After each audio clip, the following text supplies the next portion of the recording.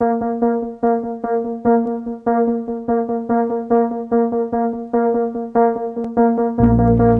the crew of the Hurricane Intercept research team, the 2008 Atlantic hurricane season was once again about as busy as they come.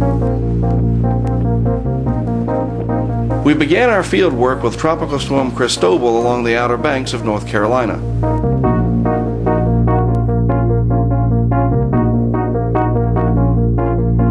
The storm was weak and did little more than offer us an opportunity to test out our equipment, which had basically been collecting dust ever since the 2005 season. We had many advancements ready for deployment and were eager to put our technology to work. A lot has changed since we last put together a seasonal DVD. In early 2007, after 34 years of federal service, National Hurricane Center Director Max Mayfield retired, sort of. He now works for a television station in Southeast Florida and is heavily involved with a new project called America's Emergency Network. This change for Max meant more time with his family, even though he would not be completely out of the hurricane spotlight. His initial replacement was Bill Prowenza from the National Weather Service Southern Region headquarters. Prowenza stepped aside after a short time and was replaced by Bill Reed, also from the National Weather Service Southern Region. It would be Reed's former office, not far from Galveston Island, that would issue the dire warning of certain death as Hurricane Ike churned closer to the Texas coast. America was facing a foreclosure nightmare, record gas prices, and a stock market that would fall harder than ever before in modern times. With the election of another U.S. president imminent, two former ones would once again visit a bleak and battered coast to aid in the fundraising efforts of disaster relief. As it turned out, the hurricanes came and kept coming. The Greater Antilles Islands of Hispaniola and Cuba would take the brunt of this year's hurricane activity, with several impacting the region, one after the other. For the United States, Texas was the big target this season, but almost every state from Maine to the Lone Star State would be under fire at one time or another.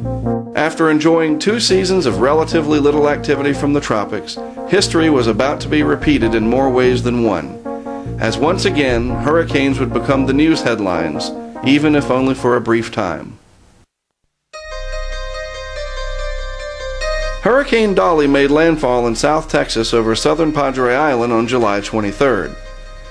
The National Hurricane Center reports that it was near Category 2 intensity with a central pressure of 967 millibars. My team was not able to get to the region in time and were not entirely convinced that Dolly would make it to the U.S., as early forecasts had indicated.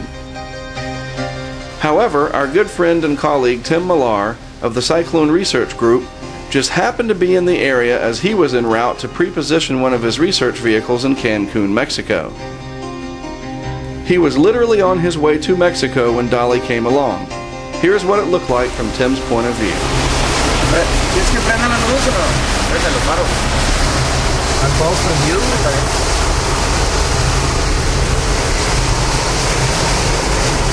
Agua, antes de echarla.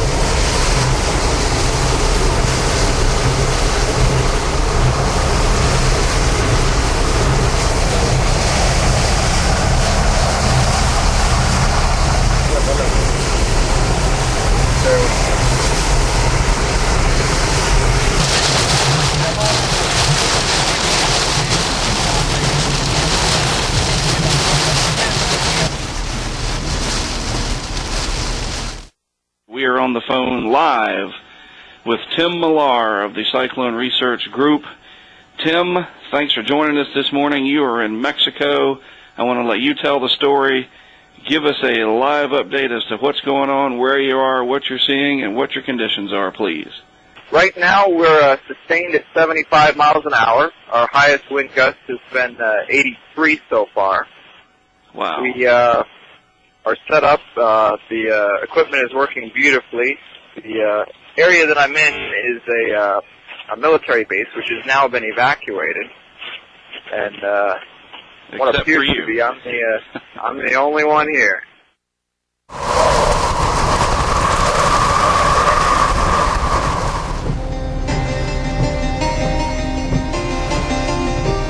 1,300 miles away and 27 days later along the southwest coast of Florida, Jesse Bass, Mike Watkins, and I would meet up for Tropical Storm Fay. We also met up with Tim Millar, who, as Mike Watkins does, lives in South Florida.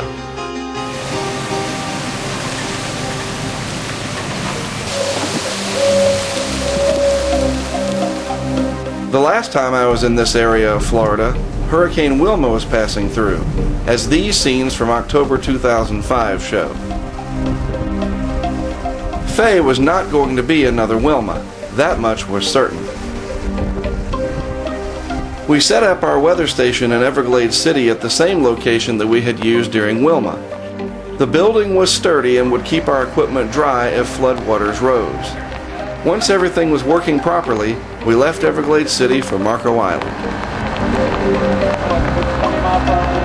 All right, Jesse, what do we have on the radar loop of Tropical Storm Fay here? What's going on? Well, it looks like over the past few hours, she was trying to get a little better organized. It looks like the center may be located right in here somewhere. We thought maybe it was right up here by this little band, but I think it's right in here maybe. From the spiraling you can see coming in and around. It's trying to wrap some rain around the circulation center. It's trying to fill in this void area here. And where are we located? We're right up in here, if I'm correct. Right up in here. Yep, that's Marco Island. That's it. When the wind tower is right down here in Everglades City. Yeah. Most of the heavy weather is past there, it looks like.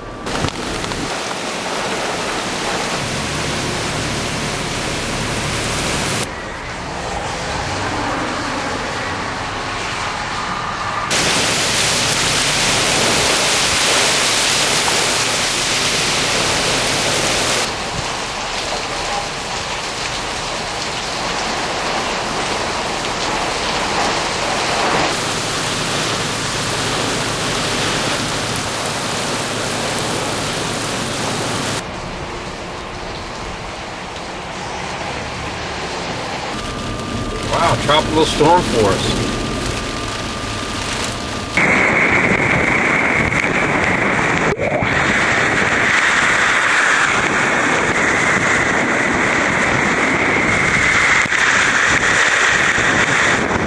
Mike and I departed Marco Island for Everglades City.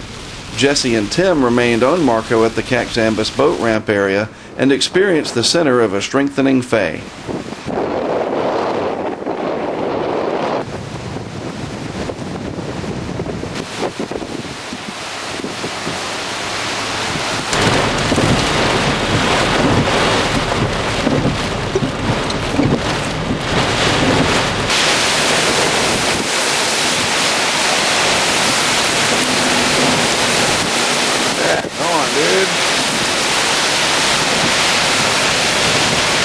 The weather station worked very well. We recorded peak winds of nearly 50 miles per hour in Everglades City. It was enough to jar loose some of the power lines in the area, creating some interesting sights and sounds.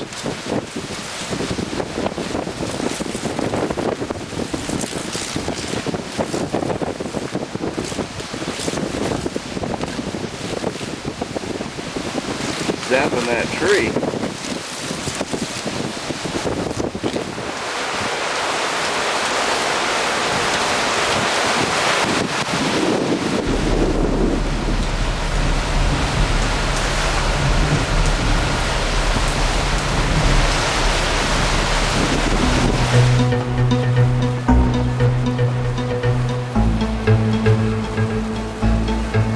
Jesse and I stayed with Fay as it tracked across the open swamps of interior southern Florida, while Mike departed the area and went back to his home near Fort Lauderdale.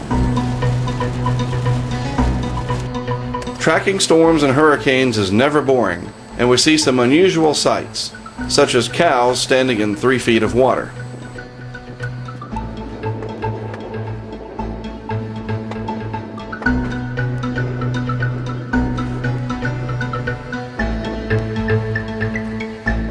The remarkable aspect of Fay was the amount of rain it put down. The slow-moving storm dumped over 25 inches of rain in portions of Florida. It is also notable that Fay apparently strengthened while inland over the southern portion of the state, The pressure continued to drop, and it is possible, though not confirmed as of this production, that Fay became a hurricane over land.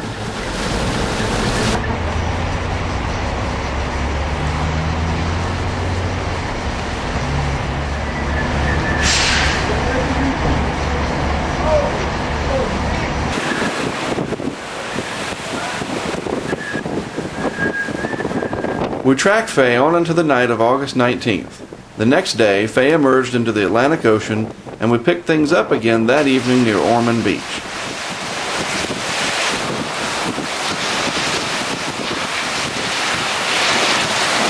The storm kept dumping copious amounts of rain across a good deal of Florida. It proved quite convincingly that it is not just hurricanes that cause problems.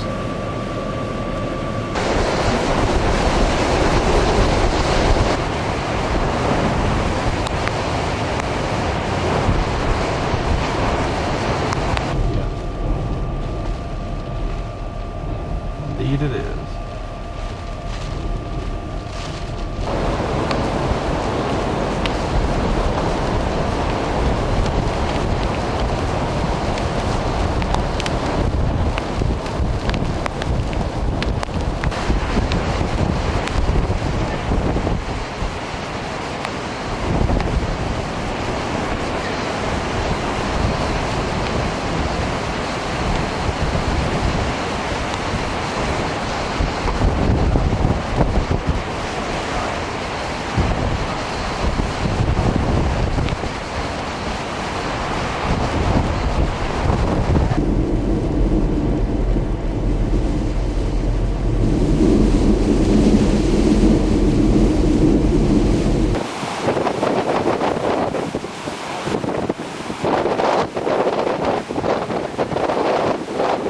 After one more all-nighter with Fay, Jesse and I were quite exhausted but kept up with the strengthening storm as it moved slowly towards the coast once again.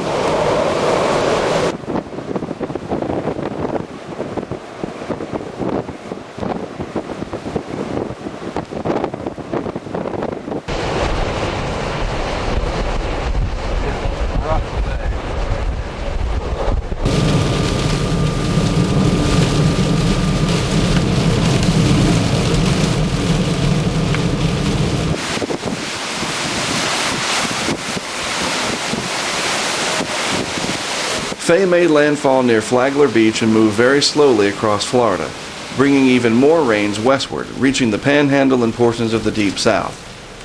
Fay will not soon be forgotten, even though the next system that we dealt with would attract a lot more attention and very near an infamous date in hurricane history.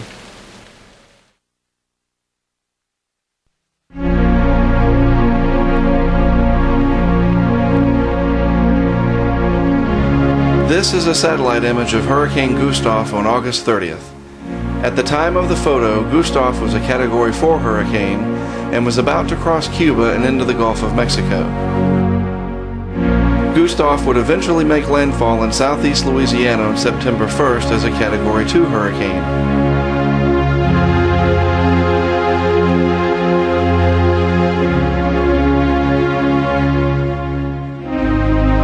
In Mississippi and Louisiana, the slow and painful recovery process in the post-Katrina era was still underway. New Orleans was again on high alert with mandatory evacuations in place so that the mistakes of 2005 were not destined to be repeated. If there was any place along our coast that could ill afford another hurricane, it was this region. But unfortunately, Gustav was going to make life tough once again for the Central Gulf Coast. The forecast track for Gustav was unnerving to say the least, and the timing, right at the 3rd anniversary of Katrina, just made matters worse. I would work the Gustav mission with Mike Watkins, our colleague from South Florida. We met up in Atlanta where we partnered with CNN as part of our remote camera and weather station project. 3 years after beginning the project, we were finally going to showcase it on an international stage. We departed Atlanta and made a very familiar trip south and west towards Louisiana. Along the way, updates to the website were made without missing a beat. Even after all these years, I am still amazed at the power of the wireless internet that Sprint provides to us.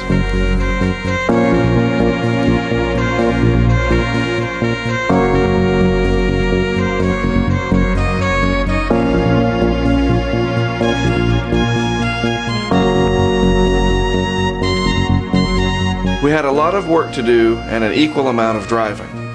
With a new cargo trailer full of our meteorological equipment and our remote hurricane cameras, we made our way across the central Gulf Coast, finally arriving in New Orleans to begin staging for Hurricane Gustav.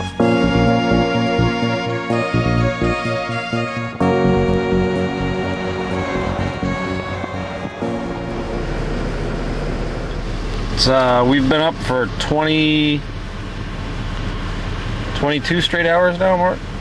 Something like that? What did we get up at 7 something? 7. So 20 straight hours. How do you feel? Tired but glad to be here. And it's going to get a lot longer. The stoplights are just... We'll get down to the hotel around 9 a.m. It's 3:52 now. Eastern time. We've got 4 more hours till we get 4 blocks. Our sense of humor is a part of what keeps us going in the face of these incredible events. We take our work very seriously, but the ability to joke around is therapeutic, especially when we put as many miles on that Chevy Tahoe as we do. We needed some sleep, for we knew that Sunday, August 31st would be quite busy. We had to scope out locations for the remote hurricane cameras and our wind tower.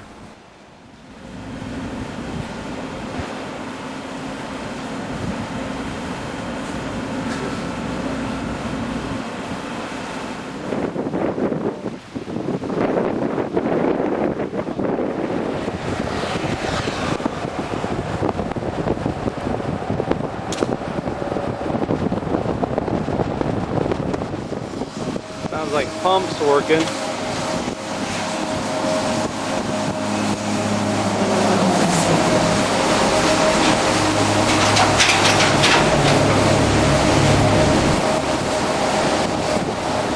Military vehicle.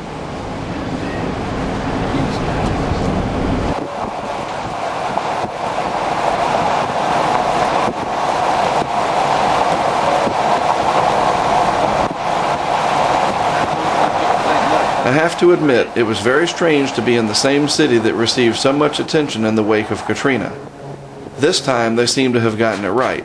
Most of the people had left, a good sign that lessons were in fact learned. Mike and I made our way around the Crescent City and over towards Lake Pontchartrain.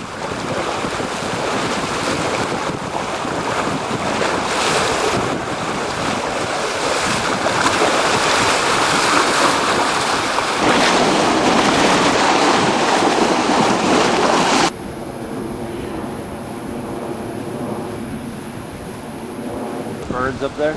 We thought about the lakefront as a good area to put the wind tower, but decided against it. The sky was growing dark as the first significant rain bands of the hurricane were moving in.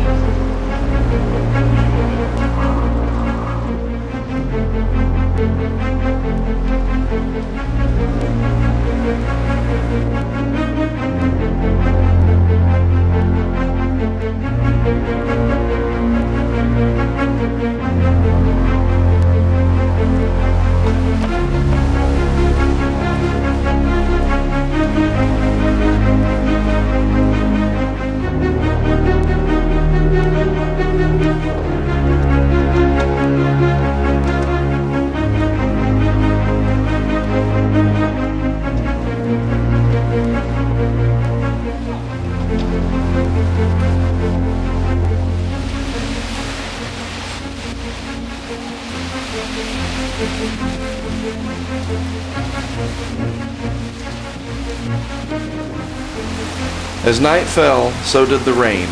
The outer reaches of Gustav were now covering most of southeast Louisiana.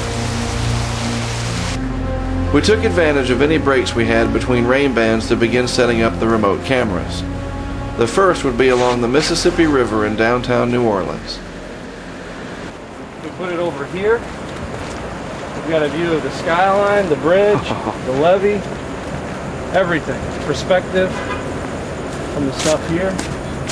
We just put it back on that. Mount it back there. All right. Or we should do it. Or we can mount it here too. All right.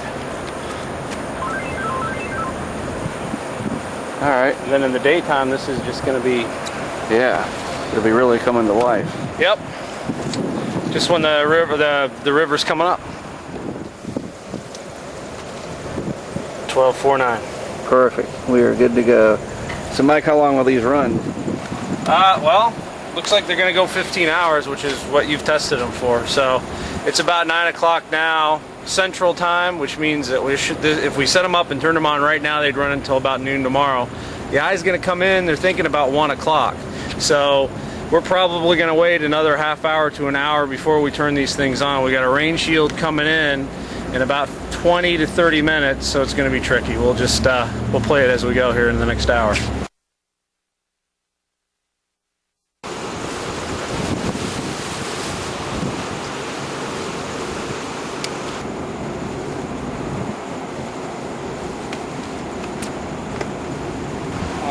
I just think I'll grab something. I just want to light up this. If all goes well, it only takes about 10 minutes to get a single unit online.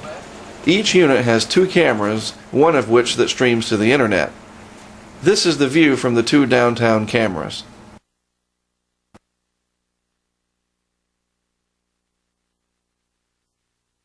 Once we had the first unit up and running, it was time for a short nap.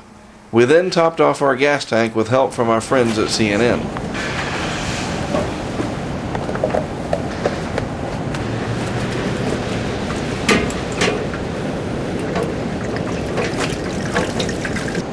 Well, it's about due south-southeast of us. Is that what you asked where it is? Yeah. There would be no more sleep now. It was time to head west towards Kenner to deploy the second remote camera unit along the levee.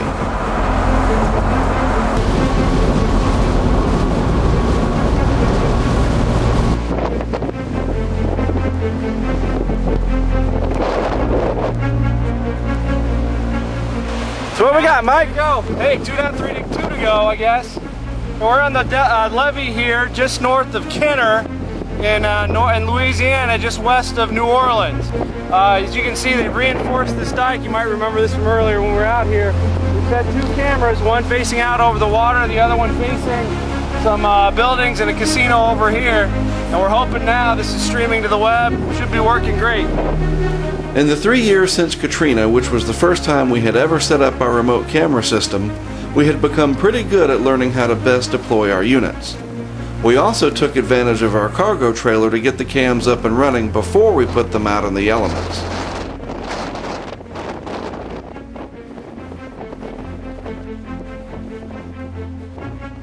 With everything running like clockwork, Mike and I drove west towards New Iberia to set up the wind tower and 1 more camera unit.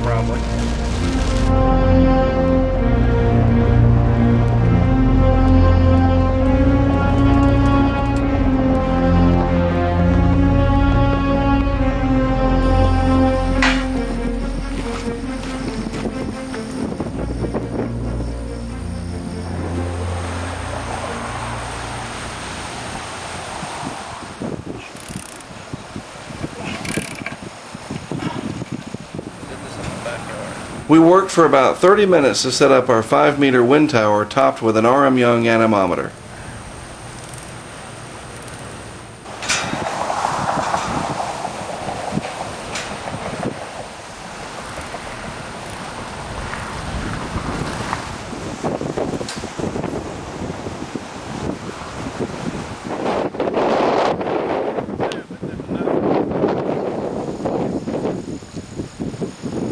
We also activated 1 more camera, this time on the wind tower. It turned out to be a great idea, as we'll see later on.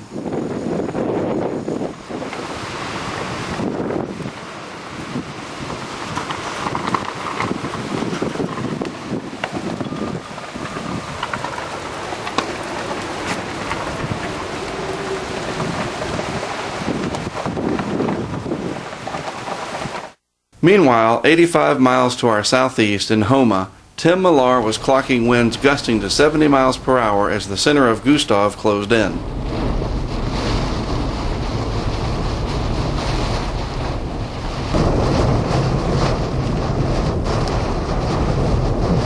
None of us, not even the most experienced of hurricane chasers, would venture to Grand Isle, where the worst of Gustav would be felt.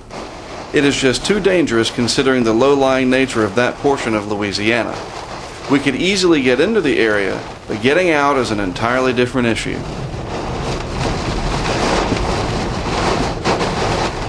Back in New Iberia, Mike and I were all set up and awaited the core of Gustav in an open parking lot.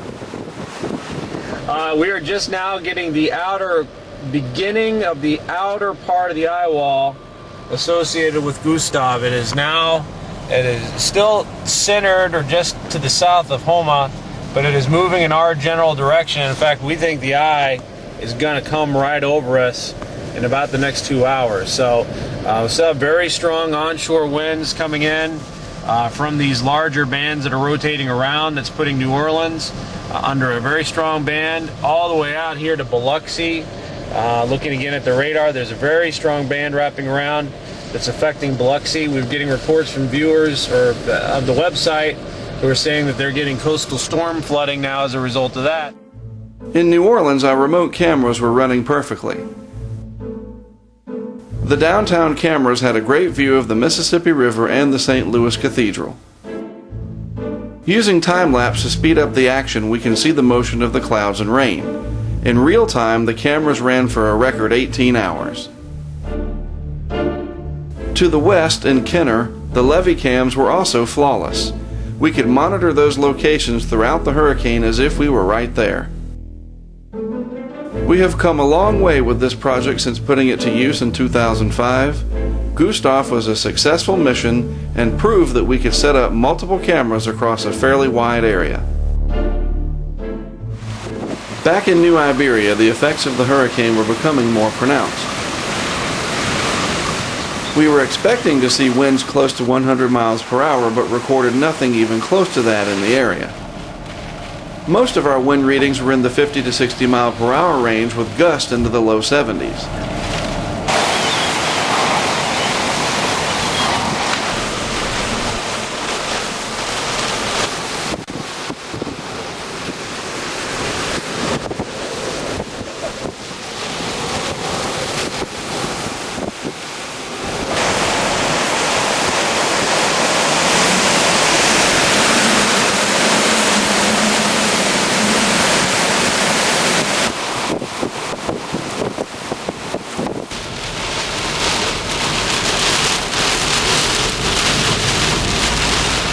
However, the wind was strong enough to blow down a hotel sign, which we captured as it happened on our wind tower camera.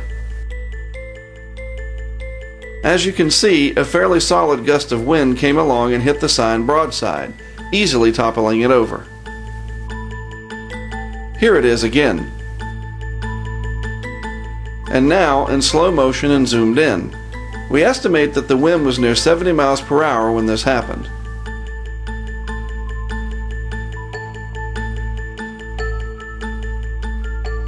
I am certainly glad that we were not parked near where that thing came down.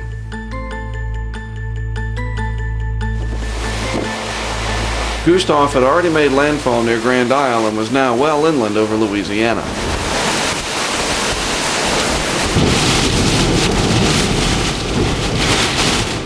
"55, 53, 48. With Gustav now over land, it was beginning to weaken. For places such as Baton Rouge, the damage was significant, even though that area is even farther inland. In New Iberia, the damage was not too bad, although we did not survey the entire city. Mike and I headed back east down Highway 90 towards New Orleans, and encountered damage typical of a Category 1 hurricane along the way. Edition of road hazards. Yeah, they said the road. There was minor flooding from rain and storm surge, but things most certainly could have been worse. The National Weather Service reports that surge values range from 4.5 feet in Pascagoula, Mississippi, to around 12 feet in the Plaquemines Parish of Louisiana. As night fell, we made our way back in towards New Orleans and picked up our remote camera units. There would be no losing them to storm surge this time. Gustav came and went, leaving New Orleans slightly jilted, but this time without calamity. No mass chaos and people gathered along elevated roadways to escape rising floodwaters. There would be no national emergency or political turmoil over who was to blame for the misery in the Big Easy. The hurricane was far enough away and weak enough to spare New Orleans and the Mississippi coast another repeat of Katrina. Mike and I departed New Orleans on September the 2nd with plans to head over to Mississippi, where we heard that damage was widespread along the immediate coast.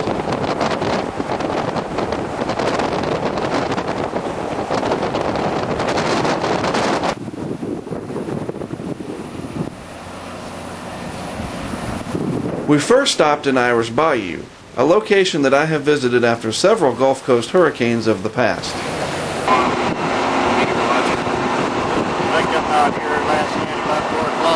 There, we met a man who was simply trying to get to his house. Snowshoed in a mine back in '79 to look at some equipment. So with the rats, there could be snakes. Yeah. The alligators down here to... It was before the storm, right. You know, about 3-4 footers, but... Yeah, that little silver guy. We never did ask him his name. I guess we were too tired to even think of that, but he was determined to fashion some snowshoes, if you will, and head across the debris and onto his home.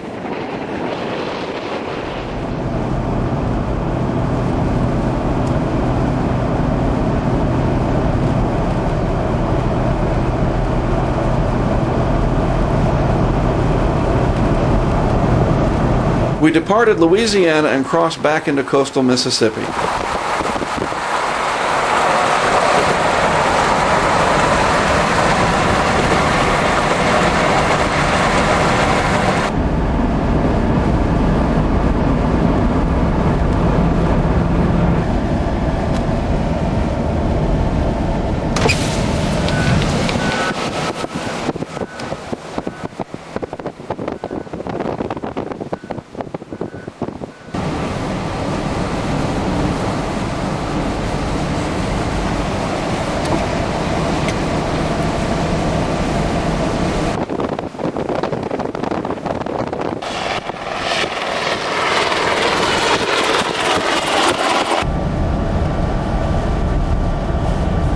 Gustav produced a moderate storm surge here which brought back memories of Katrina just 3 years earlier. Obviously, conditions were not as severe, but any hurricane impacting this region was one hurricane too many.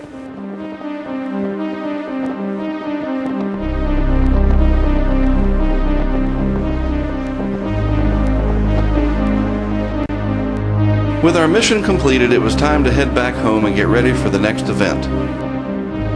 The 2008 hurricane season was going to extremes once again. Gustav was inland and dissipating over Louisiana, while Hanna was churning in the southwest Atlantic. Other disturbances and tropical waves dotted the basin, including one that would become Hurricane Ike, to be dealt with several days down the road. For now, it was time to deal with Hanna, a mission much closer to home for me.